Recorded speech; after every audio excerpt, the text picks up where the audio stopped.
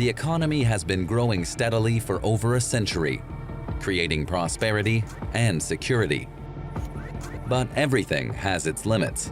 We need chips, we need energy, we need food, but we're going to need it for centuries and centuries and millennia, and for as long as humans are around.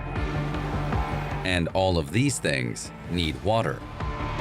The days when we had abundant water supplies are gone too. In many regions of the world, water has run out. No water at all, not a drop. The economy versus humanity versus nature. We have a right to clean water.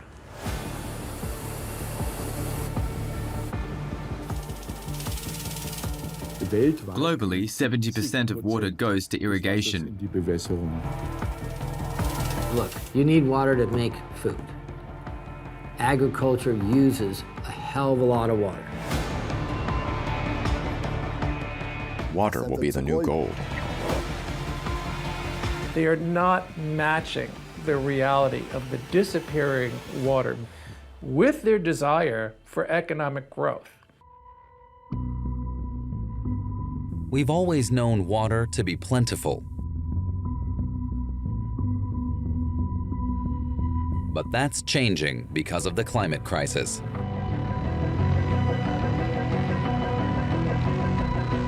With water becoming scarce, this series asks, what happens if we have no more water?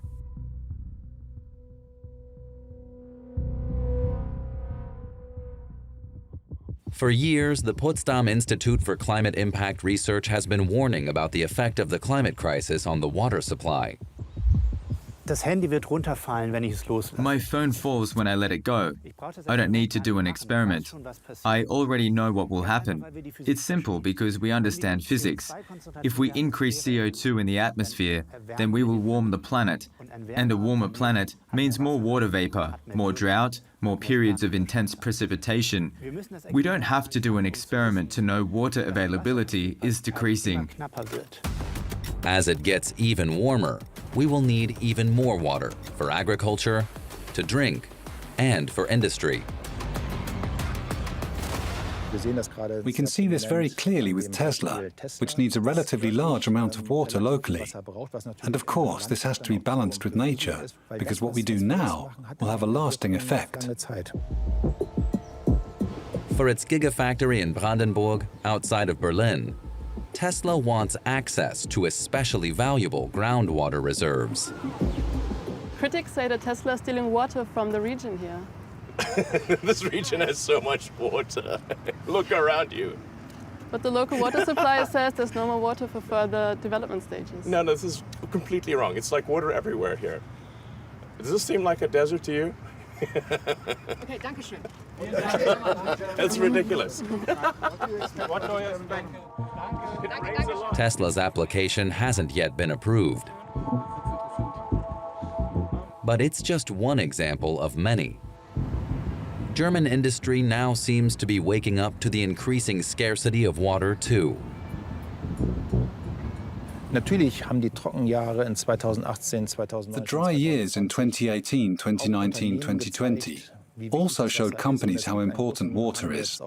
And now there is a big rush for permits. And we must really be aware of the true water supply now, so that we don't sell it off.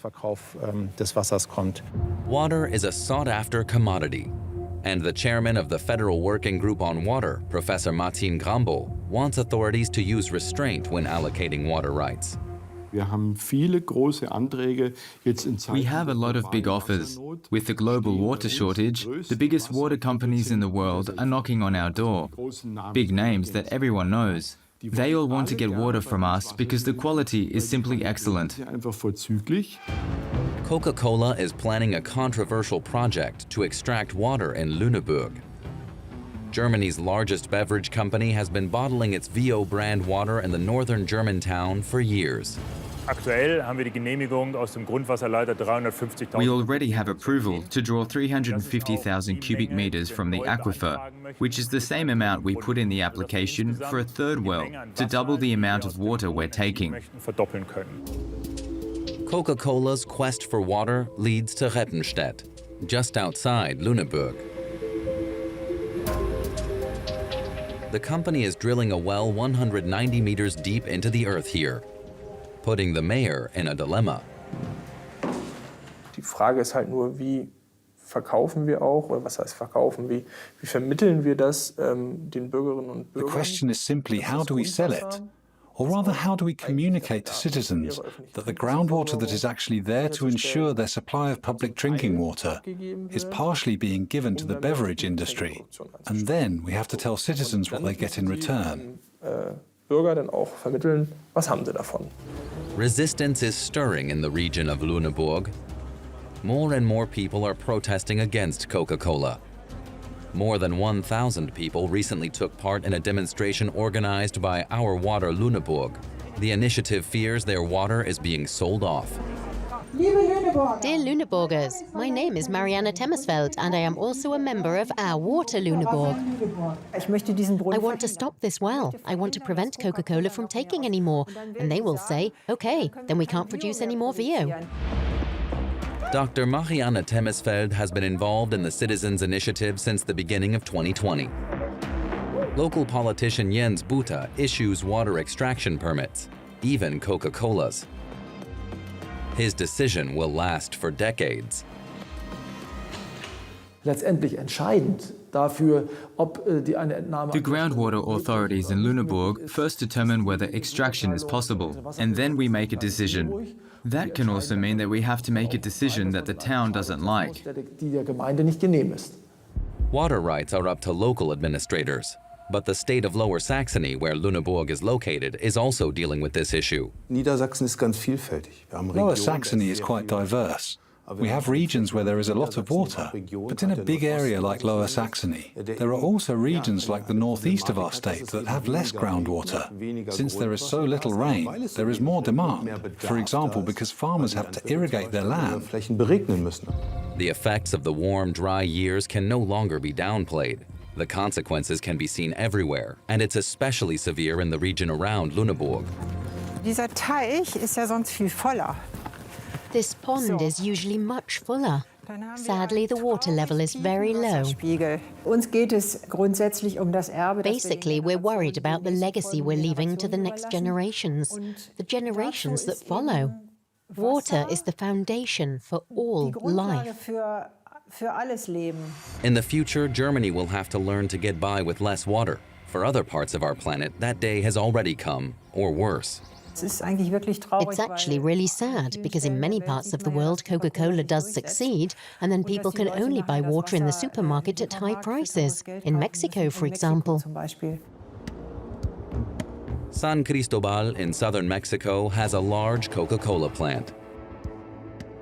Well protected behind high fences and barbed wire. Mexican health authorities say more of the beverage is consumed here than anywhere else in Mexico. 2 liters per person per day on average. As long as Coca-Cola has enough water, business is good. For the people of San Cristobal, however, life is very different. They are left high and dry. Look, here is the faucet, and there is no water at all. Not a drop. Absolutely no water. It's like this every day. The whole city, everywhere in the city. People are complaining in every neighborhood because they have no water. Eustacio Juan Hernandez Vasquez also has no water. Vasquez is a gardener. Without water, he has no work. We have no water and won't have any until Monday. Then we will have water from the tap again. Till then, we have to make do with the water for food. It's unbelievable. And on top of that, the dry season is just beginning. Take care of water today, because it is important for tomorrow, this sign tells us. Coca-Cola takes water out 24 hours a day for soft drinks and water that they then sell in bottles, everywhere, to other cities, countries and states. They have water. And why? Because they slurp it all up. And the people of San Cristobal don't have access to their own water. They have to buy water in plastic bottles. Ciel, the name of the brand, translates as sky, but it's a product of Coca-Cola bottled from the ground. The water authority here is called ConAgua. It issues permits, and Coca-Cola has a license for many years, because we had a president who used to work for Coca-Cola, Vicente Fox. He made sure they got all the licenses.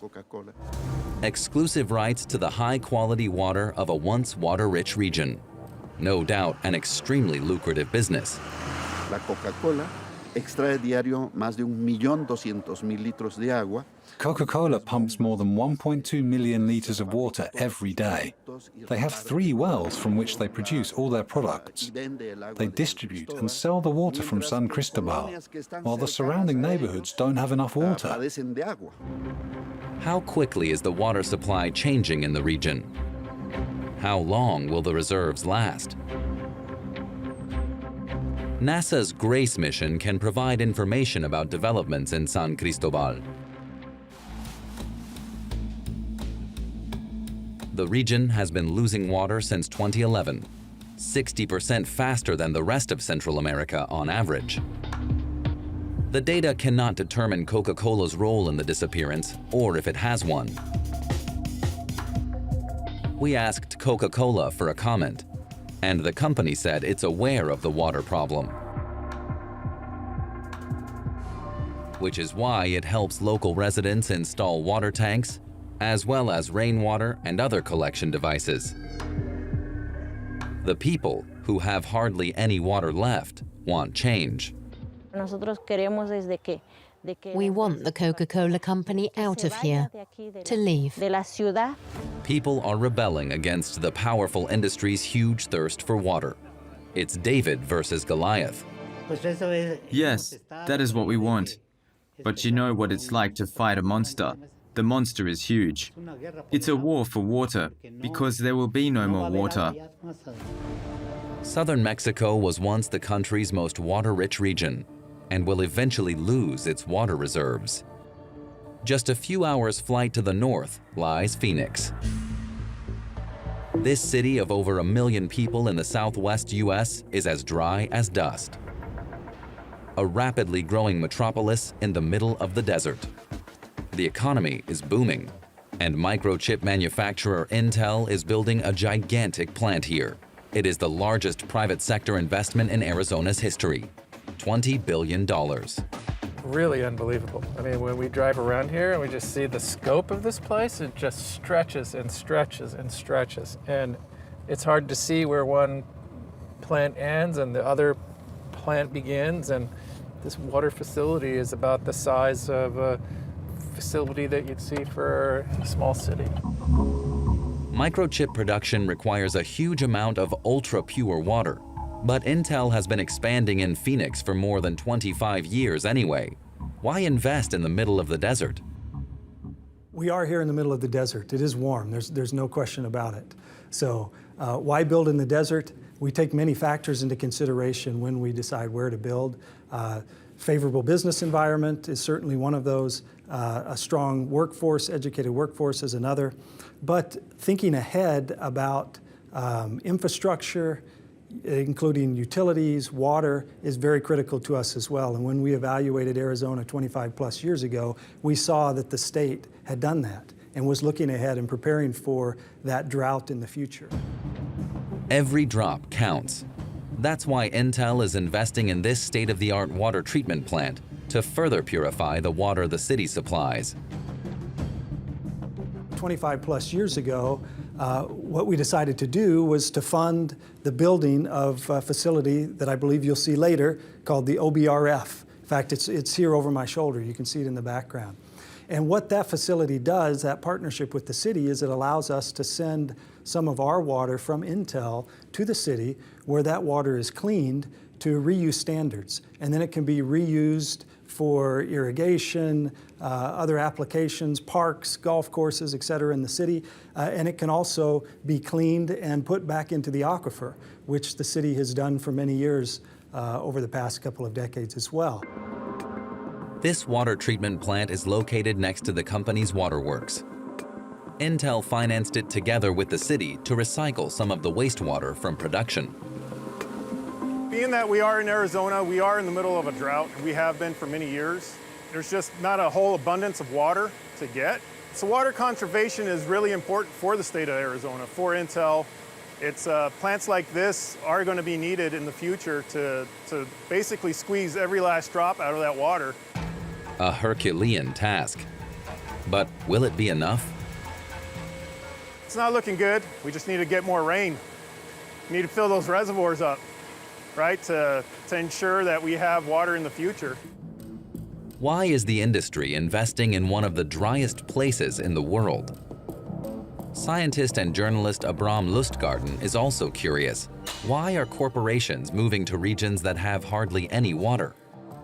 In the United States especially, there are still these weird, perverse incentives that do keep the flow of population going in the wrong direction in a way. You know, the city of Phoenix is the fastest growing city in the United States. We've made water cheap in the Southwest. If you own a house in the city of Phoenix, you don't pay very much for your water. You even pay less than somebody in Philadelphia, Pennsylvania pays for their water, despite the fact that your water in Arizona is incredibly scarce. But those price signals, that's the market at work. And so the market in that situation is telling people in an incredibly water scarce region that they can afford all the water they want and that it's really not that valuable.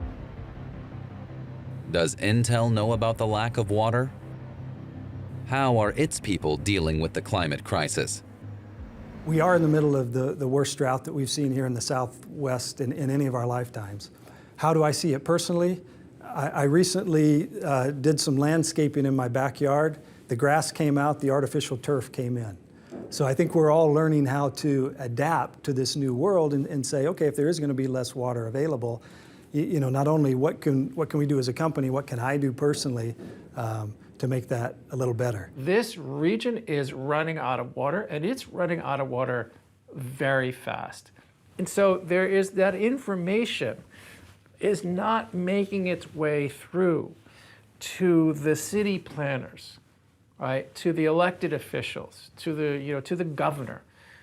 They are not matching the reality of the disappearing water with their desire for economic growth. Right? Those things they're at odds right now, and that is the definition of unsustainable. Rural areas in the western U.S. provide more insight on the water crisis. We've seen all the struggles that people face in the cities to conserve water, going through some real Herculean efforts to use water efficiently. And then we come out here and we see this greening of the desert. A strange sight. A kind of mirage in the desert. Once completely parched ground turned into vibrant green fields. As far as the eye can see, kilometer after kilometer. Desert artificially irrigated. Welcome to the Imperial Irrigation District, one of the largest agricultural regions in North America. And Coca-Cola is here too.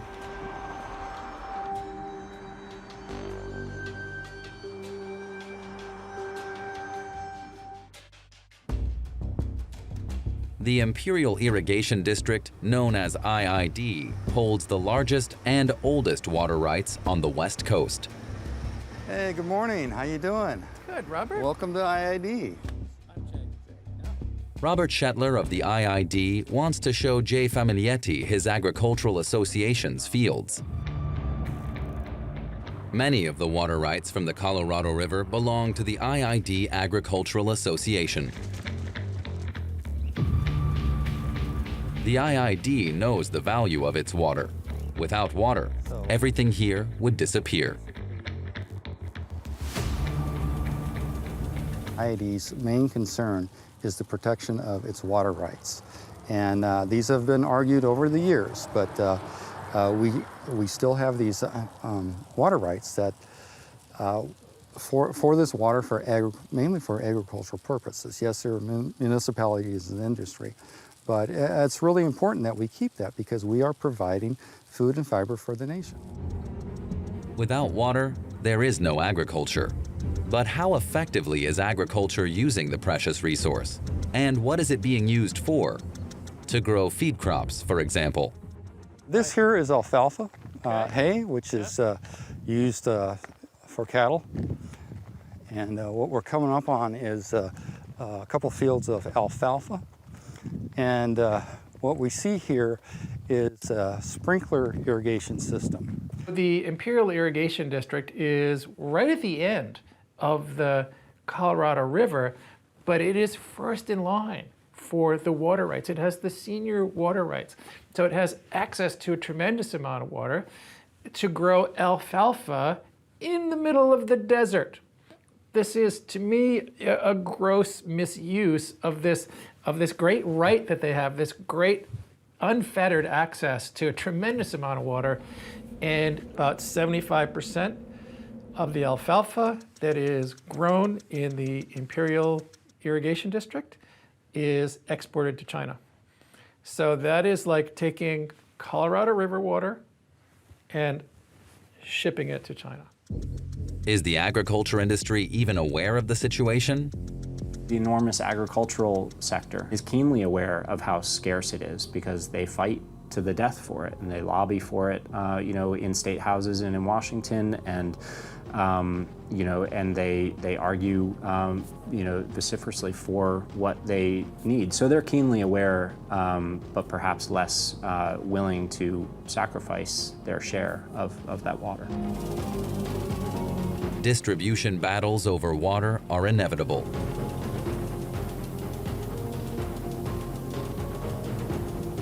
About 3/4 of the allocation of California's Colorado River water comes to the IID. Right.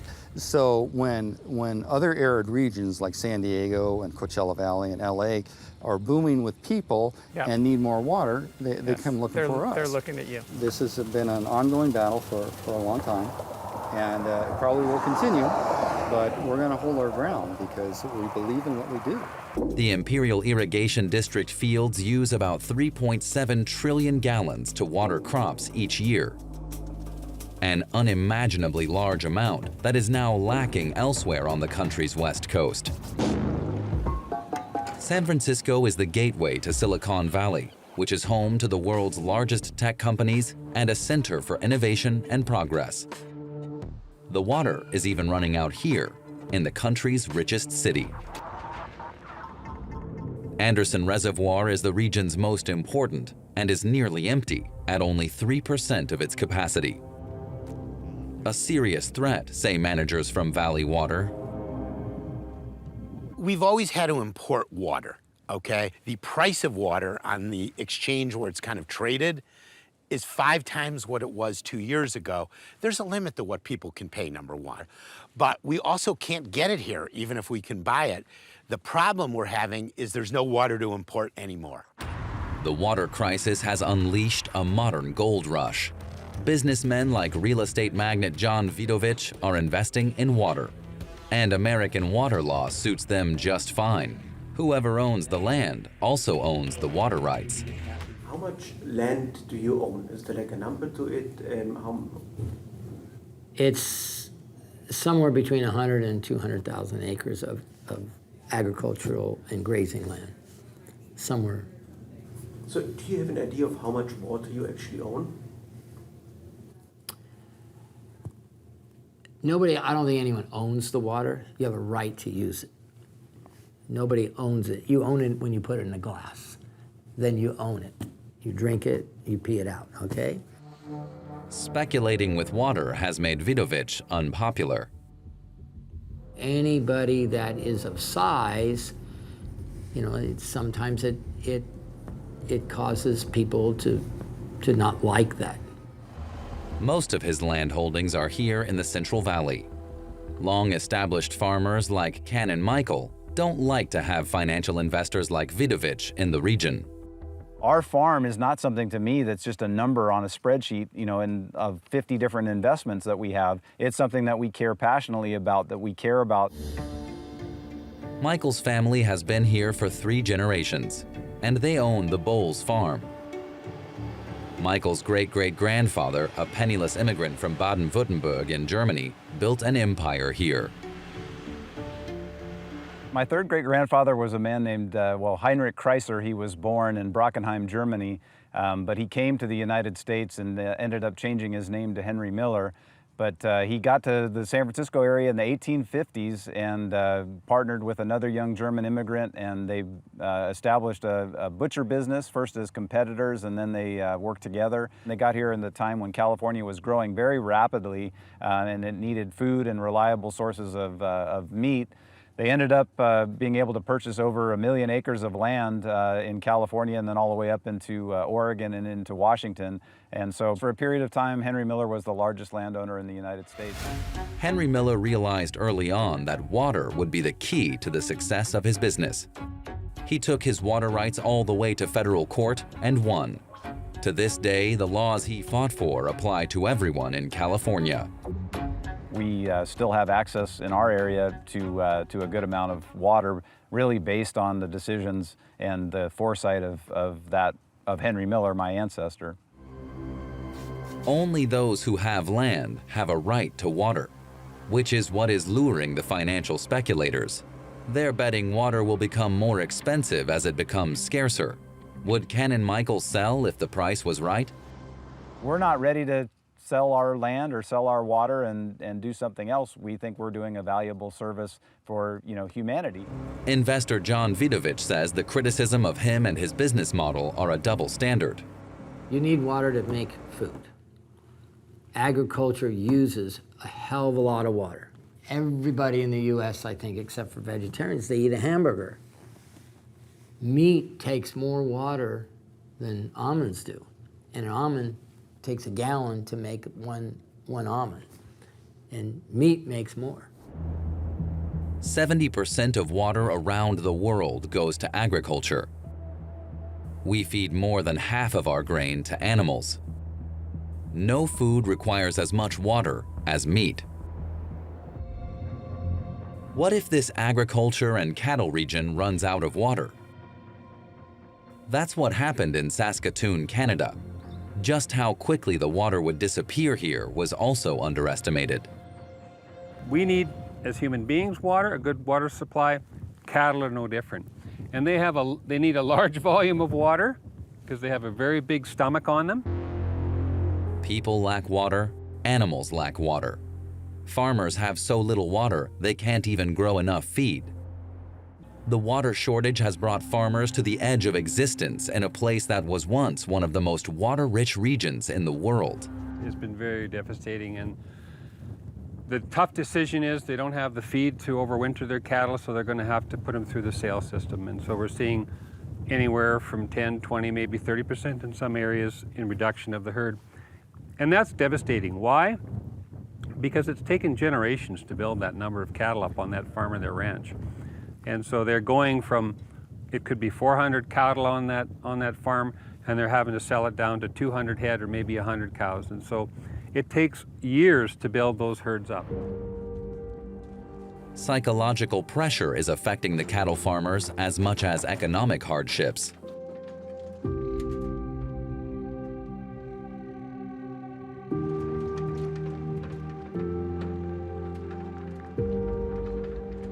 Is suicide an issue here? Oh, it is. We have our government stepping in with support programs, okay? And so those are only one-year programs. They're going to hopefully help you stick handle through this drought situation in 2021, 2022. Ad hoc programs. And we're always very hopeful in the ag industry, so we're always looking at next year. At the Global Institute for Water Security at the state-run University of Saskatchewan, Jay Familietti analyzes satellite data. India was one of the first places where we did in-depth analysis. Why? Because we could see this tremendous hotspot from space. We did some research and we figured out that it was the depletion of groundwater that was driving this tremendous water loss. Northern India lives from the water that comes from the rivers of the Himalayas. But the climate crisis is changing the water supply at an unimaginable speed.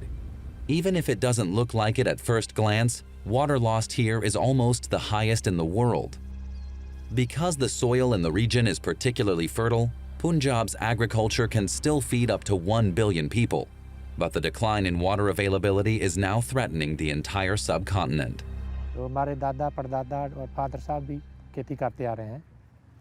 Our ancestors all farmed.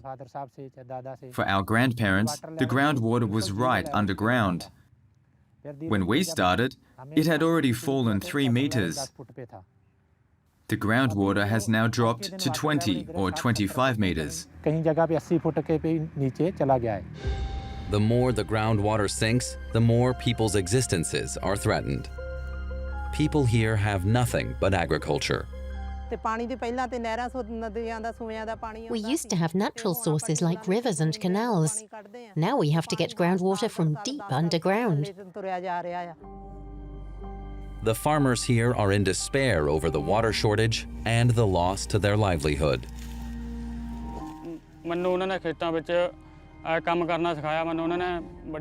Thanks to my father's upbringing, I'm a respectable person. But he used pesticides to commit suicide.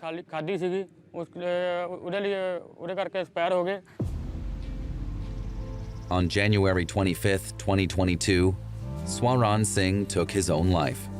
This came as a complete surprise to his wife and their younger son. No warning.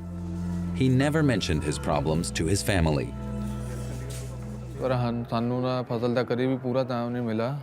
A large part of the harvest failed, and we had even higher costs. My father had to take out a loan because we hadn't earned any money.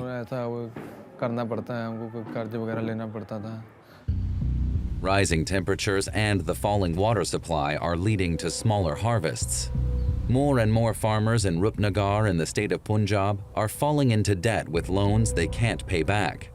Swaran Singh's suicide is not an isolated case. He was really stressed about the loan. The bank kept calling. He was getting more and more depressed. The pressure became too great. He knew no other way out. We were going to get the money for him. We had no idea he was going to take his own life the next day. The city is grieving with the family, but not the bank.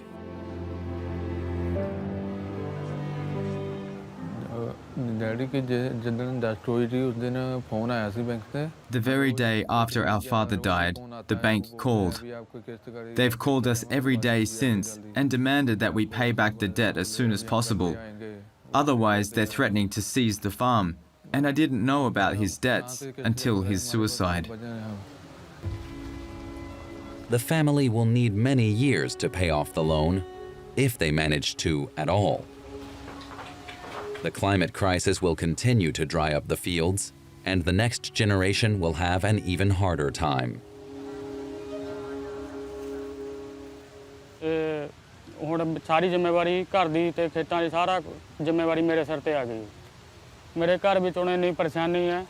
All the responsibility is on me now. My whole family has huge problems. It's taking a toll on me. I can't even find peace in my house. I go to my field, alone, crying. I don't know what to do. Nowhere in the world do more farmers kill themselves than in the Indian state of Punjab. Their survival depends on water. Punjab is an agricultural region. If there is no agriculture, there is no economy. We will have no industry. We use very little water to farm the flourishing green fields here. But the future scares us, especially in the region near the border. On the border with Pakistan, the water shortage could also become a political threat. The concern is that old conflicts will flare up again. Punjab borders directly on hostile Pakistan. Until 1960, bloody wars were fought here over water from the Himalayan rivers. Since then, the Indus Water Treaty has brought relative peace. It divides the water among the neighbors. Will the climate crisis reignite the war over water? There could be a war between India and Pakistan. The former general of the Indian Air Force confirms the concerns of the people in Punjab. He thinks such a war is quite likely. India has 16% of the world's population, and it has got only 3% of its water resources. Currently, the governments of both countries accuse each other of diverting the river's water for their benefit. Tensions are increasing. Pakistan is saying that because India wants to use waters, 20% of its allocation of the western rivers, and is stopping complete flow of water from the eastern rivers, they're saying that India is interfering with the crop growth in Pakistan, and it's causing a huge amount of joblessness. वहाँ भूखमरी फैल रही है because of India, and terrorist acts and actions are increasing. The political saber-rattling is in turn fueling farmers' anger on the border. They no longer want to share water with their hated neighbors.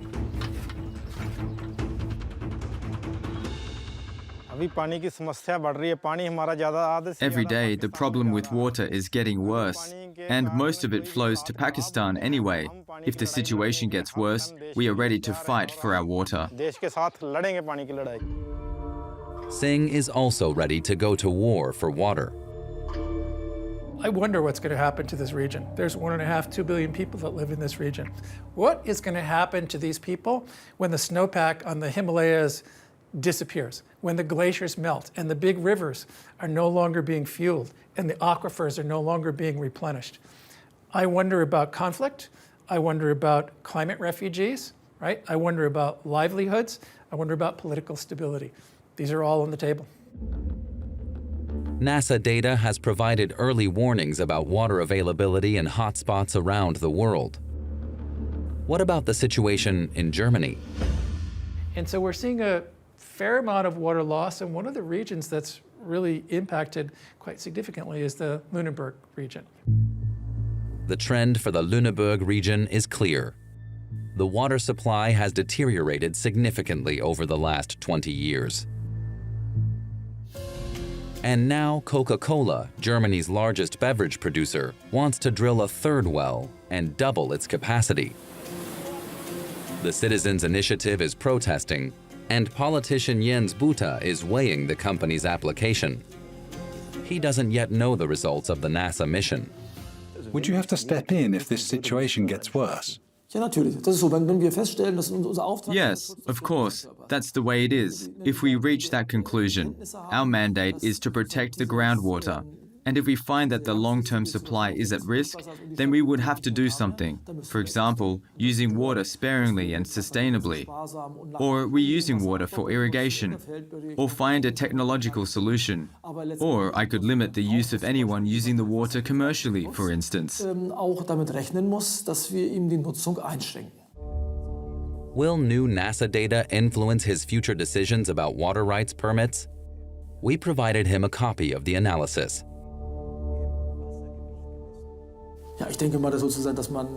Yes, I think that when we talk about timeframes, about perspectives, then we have to take advantage of the latest technological possibilities. If something like that's available, then it has to be included, and it could lead to a reinterpretation or reorientation. Dr. Marianne Temesfeld is frustrated that global warming is progressing faster than politicians, legislators, and society are responding. It's vital to push them and put their feet to the fire. The demonstrators have been taking to the streets again and again for the past 2 years.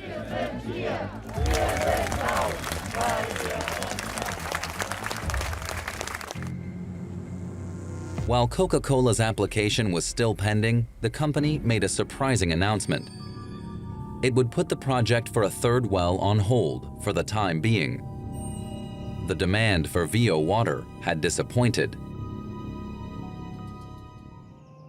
The well remains protected with a casing, but has not been dismantled. Dr. Temesfeld doesn't trust the company. Nein, das vorerst bedeutet, dass wir wachsam sein No, müssen. that means we now have to be vigilant. We can only celebrate when the well no longer exists. When it cannot be reactivated, only then will we be rid of this third well in Lüneburg. We aren't yet breaking out the champagne. Magnumflasche. The third well doesn't appear to be completely off the table. When will the well be demolished? Die Entscheidung, dieses Projekt, einen dritten Brunnen. The decision to drill a third well was a general decision that we considered very carefully. If, over the next years, the trend in the mineral water market reverses, it may be an option again. But for now, it's definitely unlikely. Aktuell ist dieses aber sicherlich eher unwahrscheinlich. It is unknown whether the company is planning to extract water elsewhere or whether any applications are being prepared, nor whether Coca-Cola is taking global warming into account. Tesla's application in Brandenburg is still being considered. Here, too, the data from NASA satellites show how bad things are for our water. But what did Elon Musk say when he visited the site southeast of Berlin? It's like water everywhere here. Does this seem like a desert to you? Okay, danke schön. That's ridiculous. Musk should be more acutely aware of the dangers of water scarcity than anyone. Millions of people in his home state on the west coast of the US, where his company is headquartered, are already feeling the threat. What we consider to be all right, that doesn't exist anymore. That's gone. Is life going to go on as usual? No way. Right? So no, everything is not going to be all right. And the only way, our only choice is to adapt to the water that we have available, to the amount of water that we have available. And that's going to take a lot of work. And so that's the not all right part. And if we don't adapt, then it's like the apocalypse.